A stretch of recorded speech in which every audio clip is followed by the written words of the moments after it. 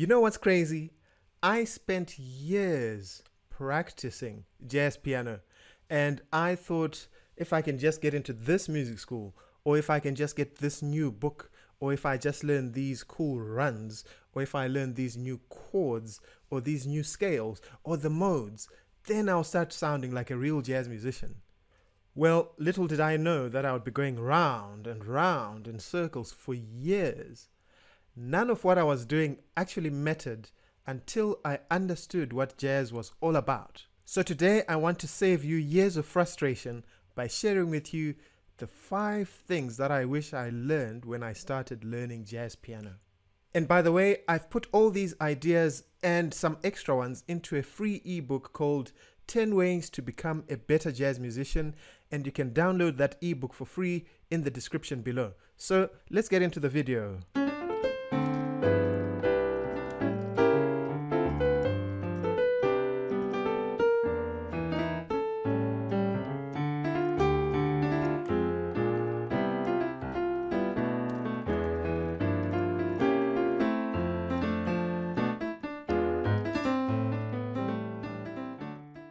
So mistake number 1 is I used to practice my scales without any purpose. So I would get to my piano and start practicing maybe major scales, minor scales, diminished scale, whole tone,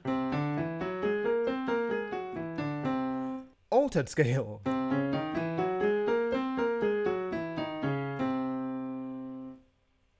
But I found after hours and hours of practicing scales, my playing wasn't really changing. It wasn't getting any better. And then one day I watched a video by Barry Harris where he was teaching his students to play the scales of the chords that the song used. So for example, in a song like I Got Rhythm, the chords are 1, 6, 2, 5, 1, 6, 2, 5, then 1 to 4, 1, 6, 2, 5.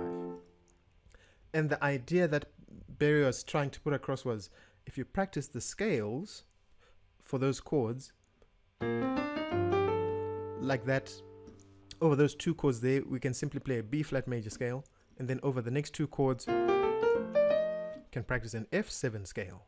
So B flat, F7, B flat, F7, and then over here you can practice a B flat 7, and here you can practice an E flat 7, and then go back to B flat and F7.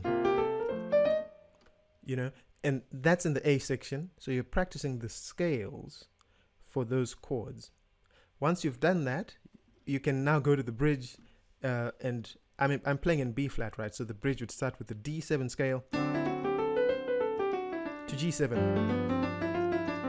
to C7 to F7, then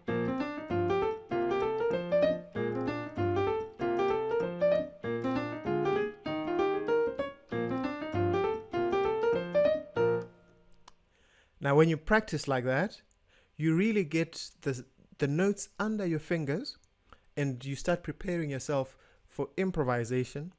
And not only did Barry encourage his students to practice the scales, they would also practice the chords from that key. You know, so like the chords that come from a B flat 7, a B flat major scale, for example.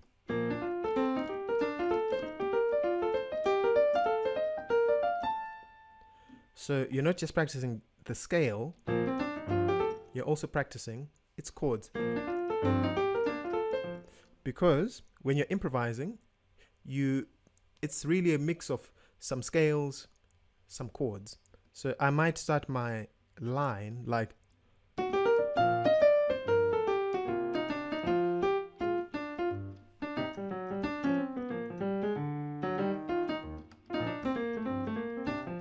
so this was a chord from the scale, and then this is now the scale. And obviously Barry has his rules for scales, for the major scale, some half step rules. But the important point is, instead of just practicing scales in isolation, if you practice them within the context of a song, it's a way more effective way to practice. So things like scales, things like chords really need to be practiced in the context of songs so that we start using them to make real music from the very beginning. So mistake number 2 is I used to learn licks and then copy and paste them into my solos. Sometimes these licks would come from books, sometimes it would come from recordings. In fact, I remember this lick came from, maybe some of you might recognize it. It's from a very popular jazz book.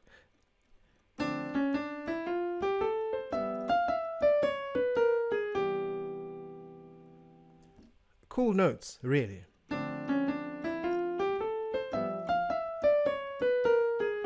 So I can't really say for a fact that I've heard that in a recording, but a better way for me to have learned this, I mean, I could have used the lick to learn language instead. So I could have asked myself, well, what's really happening here? Well, first of all, the lick is being played over a 2-5-1, right? I'm in the key of C and I'm playing this over D minor to G7 to C major 7, right? So the lick is,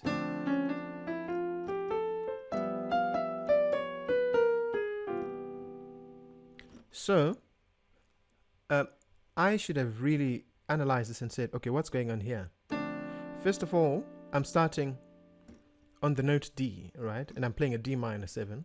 Okay, so piece of language is it might be useful to start on a chord tone.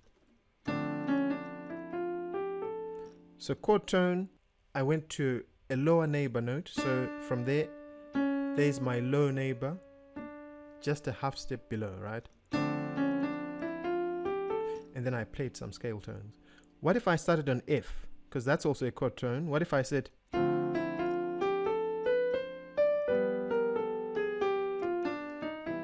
okay, that could have been a line. Completely different from the first one that I was copying and pasting. What if I started on the A?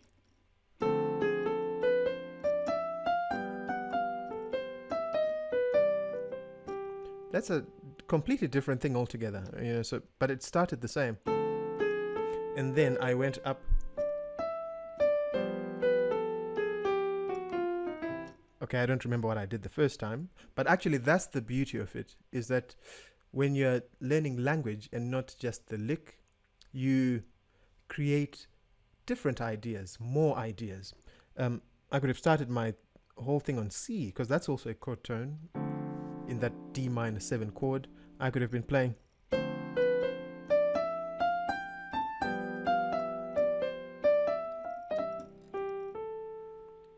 Okay, so lots of ideas just from the idea of a lower neighbor, just a half step below. Okay, so I went down and then went up the scale.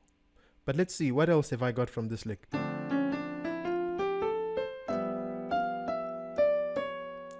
This little part here where I'm playing a G7, but I've got all these interesting notes.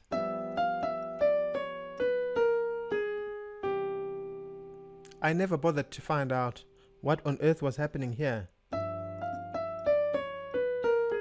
So this looks like some sort of scale to me.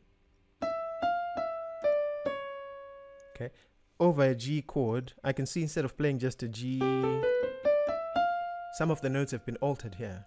So the 7th is there, the 6th is there, the 5th is there, but it's a raised 4th. My 3rd is there. Ooh, but I've also got a raised 2nd and I don't even know how to describe it actually, right? But I am going to try and play those notes over G, maybe not necessarily in that order, right? So I might play, I'll start off maybe with something actually very simple.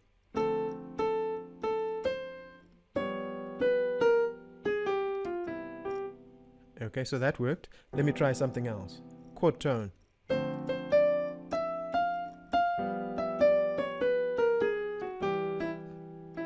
Okay, let me try a different chord tone.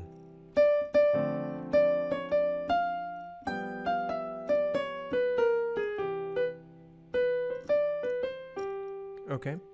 Or I could add things before my phrase, I could add things after my phrase, but instead of just copying and pasting, you can actually make use even of a lick from a book, right? And by the way, in my free PDF for download, there's quite a bunch of licks that you can use there. And these can be a starting point or an entry point, because I know sometimes adults, we don't always have the time to transcribe. Maybe we don't have the patience to transcribe. Maybe we even find it very difficult. So if you use these licks, it can be your way into the music. So I don't believe in just the one correct way to do things. That's why I'll use all sorts of terms. So I'll refer to this as a G7 scale, but I'll also sometimes refer to it as G mixolydian, because I know people understand things differently, and there's great players that use either term. So feel free. Theory is really just there to explain what you're doing. So as long as you get it, if you want to call this scale the blueberry hippopotamus scale, that's fine, as long as you're playing these notes. Okay, so mistake was learning things but not really the language. Solution: turn these things into language. Try them in all sorts of ways. Okay, go to the actual concept. So try and draw out concepts from the line and see if you can apply this and create other lines. Okay, and I think where the magic really happens is actually when you now start putting these in real songs. The third mistake I made was I ignored chord function. In fact, I don't even think I knew what it was. So I would learn songs, sometimes from listening to the song on the recording. Usually that's how I learned. And then sometimes I would learn from a lead sheet. And as a result, you end up playing the chords that are written there, but without necessarily understanding them.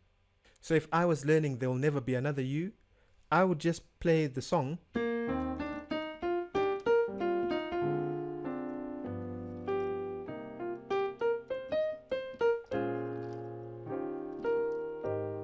my concern was just playing those chords and that melody, but not once did I actually think, hang on, the song starts on chord 1.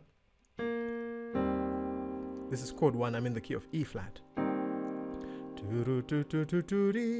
And I didn't think that the next thing that I'm going to play is the 2-5 of chord 6, which is, this is the 2, the 5 of chord 6. So C minor is chord 6 in the key of E flat. And then I'm going to play a 2-5 of chord 4. That's 2-5 of chord 4, right? B flat minor 7 to E flat 7 takes us to chord 4, A flat, right? I wasn't thinking like that. I was just playing the song from beginning to the end and soloing through it. And it never occurred to me that, hang on, I've played this in in E flat. But is this not very similar to what I play maybe in a song like Confirmation, for example?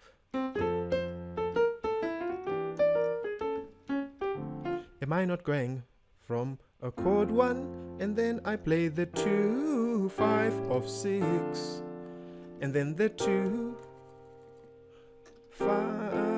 of 4? Okay, maybe it was 4 dominant, so slight difference, but couldn't really make the connection. So I was playing songs but not really understanding the language of jazz. So those two songs have the same chord progression, and the things that I learned maybe while transcribing a version of There Will Never Be Another You, I could have applied those things to Confirmation, but that thought never crossed my mind. So very important for you in your studies to think about the functions of each chord. And by the way, things like function of each chord are things that I'm going to be dealing with in a course that I'm very excited about, which I'll be releasing very soon. It's nearly complete, but this is called Jazz Piano Fundamentals, and it teaches you the most important things that you need to be a jazz pianist. Okay, so we cover all the chords, all the common chord progressions, the functions of each chord, so that you really know the music inside out and you're not just playing superficially. Okay, so be on the lookout for that. In fact, if you're interested in it, just in the comments there, just say interested in the course and I'll send you more information about it. The fourth mistake I made is I was focusing on the wrong tunes. So I would basically play anything that I came across. I remember a friend of mine once bought a Thelonious Monk CD, and the first song there was Round Midnight, and I learnt it because that's the song that was available. So I just heard...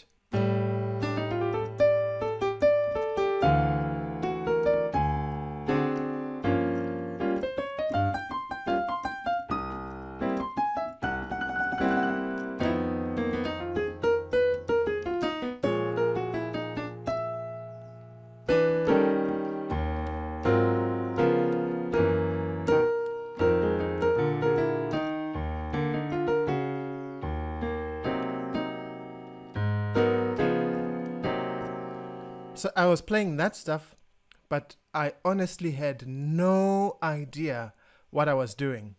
If you asked me what key I was playing in, I couldn't tell you what key I was playing in. If you asked me what the chord progression was, I couldn't tell you what that was. So if you asked me, well, the things that you learned in Round Midnight, are you able to play those in another song, say Summertime or Autumn Leaves?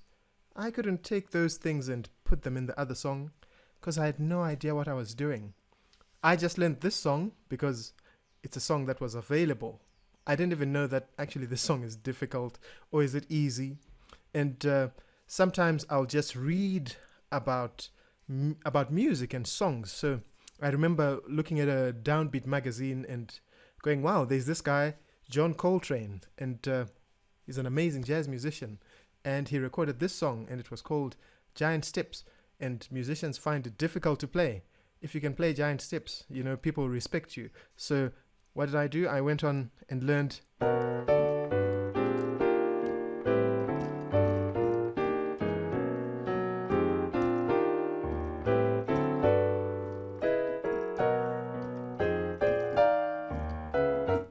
Did I have any idea what I was doing? What key was I in? No idea. Was the chord progression?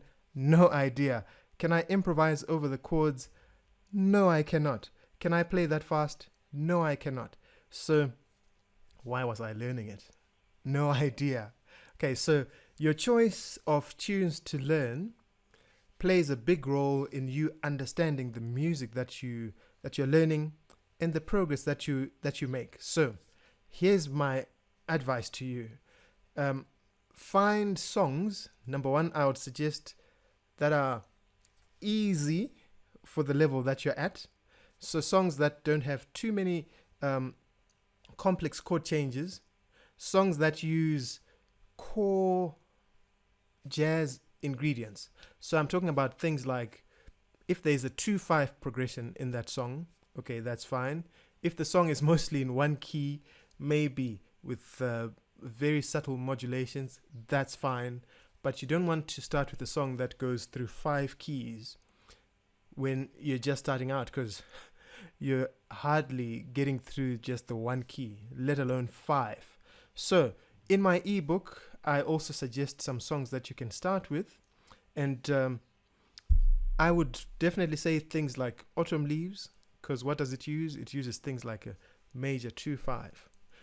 It also uses the minor 2-5. I would suggest things that have got turnarounds in them.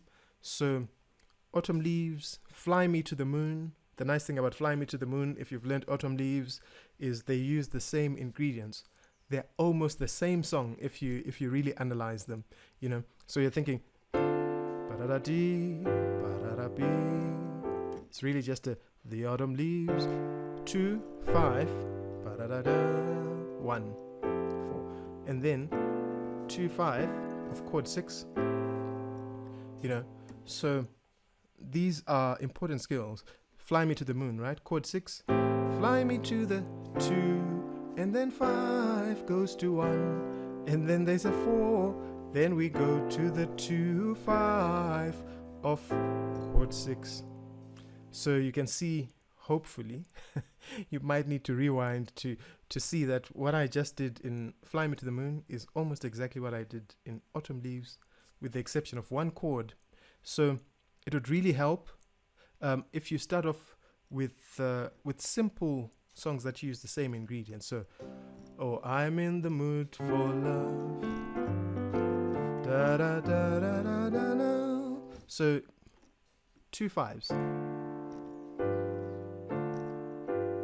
You know, or dee boo dee doo dee doo dee dee doo dee doo dee 2 5. These are 2 5s, and then 2 and 5. That's the 2 5 of chord 2, right? And I'm in the key of C, right? So some of this stuff might not necessarily make sense to you yet, but fortunately, this course that I told you is coming soon is going to cover these foundational skills, these core essential skills that will allow you to play jazz with freedom. So be very careful with your song selection. Start off easy. If you just want your first 3 songs, I would say Autumn Leaves, Fly Me to the Moon, I'm in the Mood for Love. Those are a good place to start. Okay, I wouldn't mind maybe things in minor keys as well, like Blue Bossa or Summertime. Those are nice, easy songs to start with. Mistake number 5 was practicing alone. So piano is often a very solitary activity. You know, if you take lessons, yes, maybe you're with the teacher and it's just you. It's not one of those, maybe that's taught in groups. Some people do teach in groups, but generally speaking, it's usually one-on-one lesson and you're playing by yourself. When you're at home, you're playing by yourself. So I used to practice my jazz standards by myself, and I didn't really get to play with people until much later. When I think back, it might have been more useful for me to actually play jazz. In fact, as soon as I started playing jazz, I realized I made massive steps in my progress. Because now you start realizing that, hang on, what's this guy playing? Okay, if he's playing that, I need to play this. You know, I meet pianists all the time, and when they're playing a song, they often play it exactly the same way. But when you play with other people, you're forced to respond, you're forced to adjust to whatever they're doing. So if I'm playing with a guitar player, and maybe he's playing,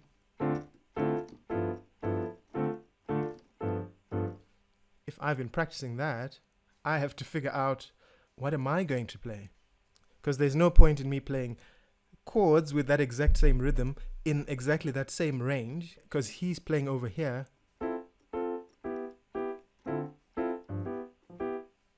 So maybe I should be playing over here. And he's playing that.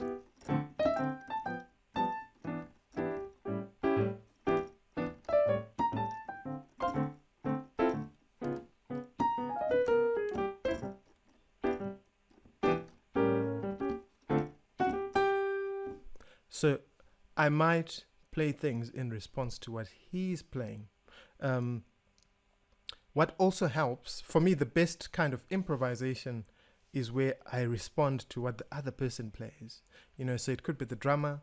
If the drummer plays something, you know, I might respond by playing or answering what he's just played. Some great examples of this idea of responding to each other and really following each other and just having a conversation is if you listen to the Miles Davis Quintet from the early 60s with Herbie Hancock, Tony Williams, Ron Carter. That was fantastic. In fact, I especially love the one with George Coleman and the Wayne Shorter ones as well. Those guys really used to listen to each other very, very closely. Like Tony Williams could probably start playing the whole thing in half time, and everyone would follow, you know, or they'll double time it and then everyone just goes along with the flow. That's jazz, you know, because you are creating, you are composing in the moment. So you've got to have your ears open, and you've got to have your heart very open. You've got to have your eyes open to know exactly what's going on. So that's where the magic really, really happens, when you can respond to other people. So playing with others really helps. If you don't have people to play with, I guess recordings are the second best option, and maybe backing tracks are also a good option. So here's a quick summary of the 5 things that I wish I knew. So number 1 was play scales with purpose and play them in the context of songs. Number 2, learn language, not licks. So manipulate the lick, change the notes around, change the rhythm, add notes before, add notes after, and now you start to speak the language of jazz. Number 3, understand chord function. So instead of just playing through the song, ask yourself, what chord is this? So is this chord number 2? Okay, where is it going? Oh, it's going to chord number 5. Okay, now where is that going? It's going to maybe chord 3, but hang on, is this really chord 3? Because maybe the chord coming after it looks like chord 6, but now it's a major chord. And chord 3 is a half diminished. So is it really a 2-5? Maybe it's the 2-5 of chord 2. All right, so you really want to understand your chord functions. And then number 4, choose the right tunes. Tunes that have important, essential, and core skills.